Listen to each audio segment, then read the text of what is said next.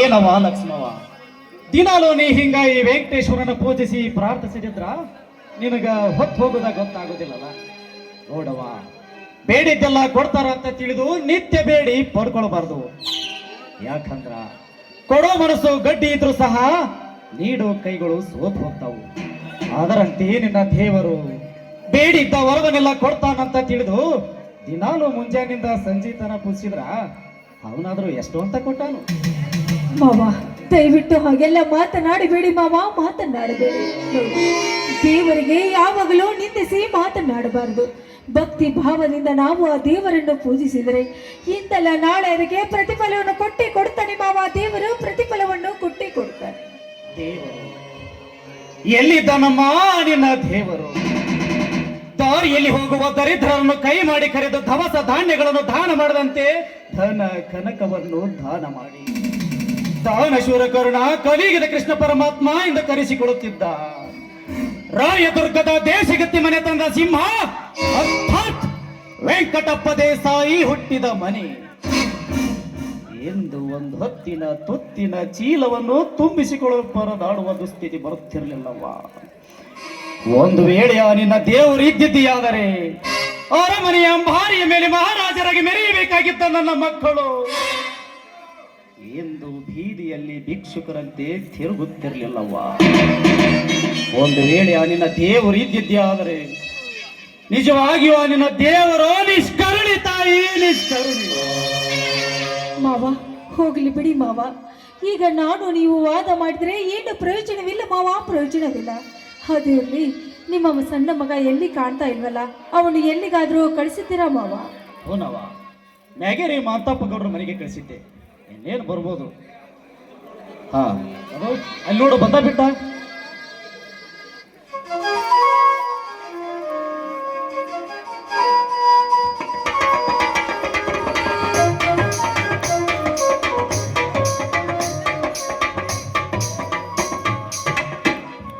ಲಕ್ಷ್ಮಿ, ಕುಡಿಯಕ ಸ್ವಲ್ಪ ನೀರು ತೆಗೆದುಕೊಂಡು ಬಾ. ಆಯ್ತು ರೀ, ಈಗಲೇ ತೆಗೆದುಕೊಂಡು ಬರ್ತೇನೆ. ಶಂಕರ, ನೀನು ಹೋದ ಕೆಲಸ ಏನಾಯ್ತು? ಹೋಗಿದ್ದಪ್ಪ, ಮಾತಪ್ಪಗೌಡ್ರು ಮನೆಗ ಇದ್ದಿಲ್ಲ. ಮತ್ತೆ ಎಲ್ಲಿಗೆ ಹೋಗಿದ್ರಂತ? ಹಬ್ಬಕ್ಕ ಮಗಳ ಕರೆಯಕ ಹೆಬ್ಬಾಳಿಗೆ ಹೋಗ್ಯಾರಂತ. ನಾಳೆ ಅಥವಾ ನಾಡಿದ್ದು ಬರ್ಬೋದಂತ ಅವ್ರ ಮಗ ಹೇಳಿದ. ರೀ, ನೀರು ತೆಗೆದುಕೊಳ್ಳಿ. ನೋಡಿ, ಮೊದಲೇ ಬ್ಯಾಸಿಗೆ ಬಿಸಿಲು. ಈ ಬಸ್ಸಿನಲ್ಲಿ ಹೊಲದಲ್ಲಿ ನೀವು ಕೆಲಸ ಮಾಡಿ ತುಂಬಾ ಧನ್ಯವಾಗಿರ್ಬೇಕು. ಅದಕ್ಕೋಸ್ಕರ ಬಾಯಾರಿಕೆ ಆಗಿದೆ, ಕುಡಿಯಿರಿ ನೀರು. ರೀ, ಅದೇನೋ ಹಬ್ಬ ಅದು ಅಂತ ಏನು ಹೇಳ್ತಾ ಇದ್ರಿ? ನಾಳೆ ನಿಮ್ಮ ಅಪ್ಪ ಹಬ್ಬಕ್ಕ ಕರೆಯಕ ಊರಿಗೆ ಬರ್ತಾನಂತ. ಅದಕ್ಕ ನಿನ್ನ ಕೈಸೋ ಬಗ್ಗೆ ಅಪ್ಪನ ಕೇಳಕತ್ತಿದ್ದೆ. ಕೊಟ್ಟು ನೋಡೋ ಒಂದು ಕಪ್ಪ ಗಡ್ಡಿಗೆ. ರೇ ಬಿಡು, ಆ ಹೆಣ್ಣ ಮಗಿನ ಮೇಲೆ ಅಷ್ಟ್ಯಾಕ್ ಸಿಟ್ ಮಾಡ್ಕೊಂತಿ? ಮತ್ ನೋಡಪ್ಪ, ಇವಳನ್ನ ನಾವು ಒಂದು ಚಿಂತೆಗಿದ್ರ ಇವಳಿಗೆ ತನ್ನ ತವರ ಮನೆ ಹಬ್ಬಕ್ಕ ಹೋಗೋ ಚಿಂತೆ. ಹೋಗಿ ಬಿಡು, ಹೆಣ್ಣು ಮಕ್ಕಳಿಗೆ ತವರ ಮನೆ ಅಂದ್ರ ಪ್ರೀತಿ. ಆದ್ರಾಗ ಈ ಹಬ್ಬ ಹರಿದಿನಗಳು ಬಂದ್ರ ಹಿಗ್ಗು. ಇದ್ರಾಗ ಸಿಟ್ ಮಾಡ್ಕೊಂಡು ಹೊಡ್ಯಾಕ್ ಹೋಗಂತದ್ ಏನಾಗೈತಿ? ಮಾವ, ಹೊಡಿಲಿ ಬಿಡಿ ಮಾವ, ಹೊಡಿಲಿ ಬಿಡಿ. ನೀವೇಕೆ ಅವರನ್ನು ಈ ರೀತಿ ತಡೀತಾ ಇದ್ದೀರಾ? ಚಿಕ್ಕಂದಿನಿಂದಲೇ ತಂದೆ ತಾಯಿಯನ್ನು ಕಳೆದುಕೊಂಡು ಪರದೇಸಿ ಆಗಿದ್ದೀನಿ ನಾನು. ನನ್ನ ಚಿಕ್ಕಪ್ಪ ಚಿಕ್ಕಮ್ಮನ ಆಶ್ರಯಲ್ಲಿ ಬೆಳೆದು ಈಗ ಈ ಮನೆಗೆ ನನ್ನನ್ನು ದಾರಿ ಎರೆದು ಕೊಟ್ಟಿದ್ದಾರೆ. ನಾನು ಸತ್ತಿದ್ದೀನೋ ಬದುಕಿದ್ದೀನೋ ಅಂತ ಒಂದು ದಿನ ಬಂದು ನನ್ನನ್ನು ನೋಡಿಕೊಂಡು ಹೋಗಲಿಲ್ಲ ನನ್ನ ಚಿಕ್ಕಮ್ಮ ಆದವರು. ಆದರೆ ಈಗ ನಾನು ಹೇಗೆ ತವರಿಯ ಮನೆಗೆ ಹೋಗುತ್ತೇನೆ ಅಂತ ಹೇಳಲಿ ಮಾವ? ಹೇಗೆ ಹೇಳಲಿ ನಾನು? ಹುಡುಗಿ ಅವ ತಮಾಷೆಗೆ ಹಾಕಿ ಮಾತಾಡ್ಯಾನ, ಇಷ್ಟಕ್ಕೊಂದ ಕಣ್ಣೀರ್ ಹಾಕದ. ಲೇ ಶಂಕರ, ನೀನು ಬದುಕಾಗಕ್ ಬಂದಿ, ನಿನ್ನ ಹೆಂಡತಿನ ಹ್ಯಾಂಗ ಪ್ರೀತಿ ಮಾಡ್ಬೇಕು ಅನ್ನೋದ ಬರ್ಲಿಲ್ಲ ಒಳ್ಳೆ ನಿನಗ. ಏ ಶಂಕರ, ಹೆಣ್ಣು ಅಂದ್ರ ಏನಂತ ತಿಳಿದಿ? ನಮ್ಮ ದೇಶದಲ್ಲಿ ಹೆಣ್ಣಿಗೆ ಮಹತ್ವದ ಸ್ಥಾನ ಐತಿ. ಮೆಟ್ಟಿದ ಮನೆಯನ್ನು ಮರೆತು ಕಟ್ಟಿದ ಕತ್ತಾಳೆಯನ್ನು ಕರೆದು ಕಷ್ಟವಾದರೂ ನಿಂತು ತೊಟ್ಟಿಲ್ಲ ತೂಗಿ ದಿಟ್ಟದಲ್ಲಿನ ಸಂಸಾರದ ಜ್ಯೋತಿ ಬೆಳಗುವ ಇಂತ ಗಡ್ಗಿತ್ತಿ ಹೆಣ್ಣು ಸಂಸಾರದ ಕಣ್ಣು. ತಿಳ್ಕೋ ಮಗನ. ಹೋಗ್ಲಿ ಬಿಡಿ ಮಾವ, ತಿಳಿದವರ ಮುಂದೆ ಹೇಳಿದ್ರೆ ತಿಳಿದುಕೊಳ್ಳುತ್ತಾರೆ, ತಿಳಿಯದಾರವರ ಮುಂದೆ ಬಂದ್ರೆ ಹೇಗೆ ತಿಳಿದುಕೊಳ್ಳುತ್ತಾರೆ ಮಾವ? ಹೇಗೆ ತಿಳಿದುಕೊಳ್ಳುತ್ತಾರೆ ಅಂದ್ರ ನಾನು ಏನೋ ತಿಳಿಗಡೆ ಅಂತ ಏನು? ಮತ್ತೆ ಅದನ್ನು ನಿಮ್ಗೆ ಬಿಡಿಸಿ ಹೇಳಬೇಕಾ? ಬನ್ನಿ, ಒಳಗಡೆ ಬಿಸಿ ಬಿಸಿ ಅಡಿಗೆ ಮಾಡಿದ್ದೇನೆ, ಊಟ ಮಾಡಿದ್ರೆ ಇವಳಿಗೆ ಆ ದೇವ್ರು ಯಾವಾಗ ಬುದ್ಧಿ ಕೊಡ್ತಾನೋ ಏನು. ಅಲ್ಲಪ್ಪ, ಇವಳಿಗೆ ಏನೋ ತಿಳುವಳಿಕೆನೇ ಇಲ್ಲ ನೋಡು. ಹೌದು, ಇಷ್ಟೊತ್ತಿನ ತನ ಯಾರು ತಿಳಿಗಡಿ ಅನ್ನೋದು ಎಲ್ಲರಿಗೂ ಗೊತ್ತಾಗೈತಿ. ಅಪ್ಪ, ನೀವು ಹಂಗಂತೀರಲ್ಲ. ಹೋಗ್ಲಿ ಬಿಡು.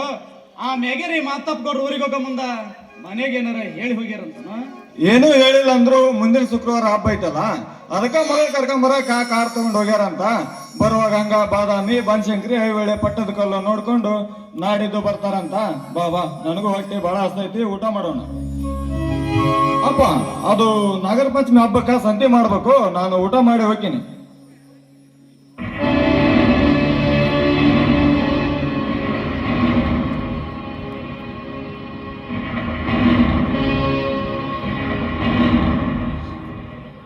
ನಾಗರ ಪಂಚಮಿ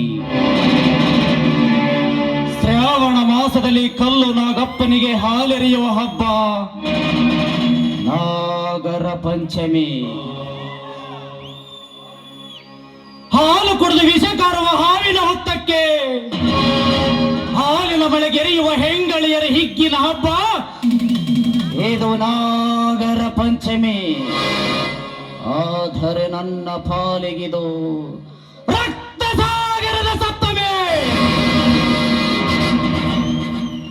ಮುಂಗಾರು ಮಳೆಯ ಸಿಂಚಲನದಲ್ಲಿ ಅಚ್ಚ ಹಸಿರಿನಿಂದ ಬಿಚ್ಚುವ ಭೂರಮೆಗೆ ರಕ್ತ ಸಿಕ್ತ ಸೀರೆಯನ್ನುಡಿಸಿದ ಈ ಹಬ್ಬ ರಕ್ತ ಪಂಚಮಿ. ಹಿಗ್ಗಿನಿಂದ ಹಬ್ಬಕ್ಕೆ ಬಂದು ತವರಿನಲ್ಲಿ ನಕ್ಕು ನಲಿಯುತ್ತಿದ್ದ ನನ್ನಕ್ಕ ತಂಗಿಯರು ಹುತ್ತಕ್ಕೆ ಹಾಲೆರೆಯುವಾಗ ಹಾಲು ಕುಡಿದ ಬಳಿಕ ಹಾವು ತನ್ನ ವಿಷವನ್ನು ಕಾರಿ ನನ್ನಕ್ಕ ತಂಗಿಯರನ್ನು ಬಲಿ ತೆಗೆದುಕೊಂಡ ಈ ಹಬ್ಬ ವಿಷ ಪಂಚಮಿ. ಹಬ್ಬದ ಸಂಭ್ರಮದಲ್ಲಿಯೇ ಸಾವಿನ ಸೂತಕದ ಛಾಯೆ ಆವರಿಸಿದಾಗ ಸಾವಿನ ಮನೆಯಲ್ಲಿ ಸೇಡಿಗಾಗಿ ನನ್ನ ಸತಿಯನ್ನು ಬಲಿ ತೆಗೆದುಕೊಂಡ ಈ ಹಬ್ಬ ಸಾವಿನ ಪಂಚಮಿ. ಸಾಲು ಸಾಲು ಶವಗಳ ಮೆರವಣಿಗೆ ನಡೆದರು. ಕರುಣೆ ಇಲ್ಲದ ಕಟುಕರಂತೆ ನನ್ನ ಹೆತ್ತವರನ್ನು ಕತ್ತರಿಸಿ ಸಿರಿ ಸಂಪತ್ತನ್ನೆಲ್ಲ ದೋಚಿಕೊಂಡು ಹೋದ ಈ ಹಬ್ಬ ಸೇಡಿನ ಪಂಚಮಿ. ನಂದ ಗೋಕುಲದಂತ ರಾಯದುರ್ಗದ ದೇಶಗತ್ತಿ ದೇಸಾಯಿಯವರ ಮನೆತನ ಮುರಿದು ಬಿದ್ದಿದ್ದು ಇದೇ ಹಬ್ಬ. ಇದು ವಂಚನೆಯ ಪಂಚಮಿ. ಒಡ ಹುಟ್ಟಿದವರೇ ಕರುಳ ಕುಡಿಯನ್ನು ಕಿತ್ತುಕೊಂಡು ಕಟುಕರನ್ನಾಗಿಸಿದ ಈ ಹಬ್ಬ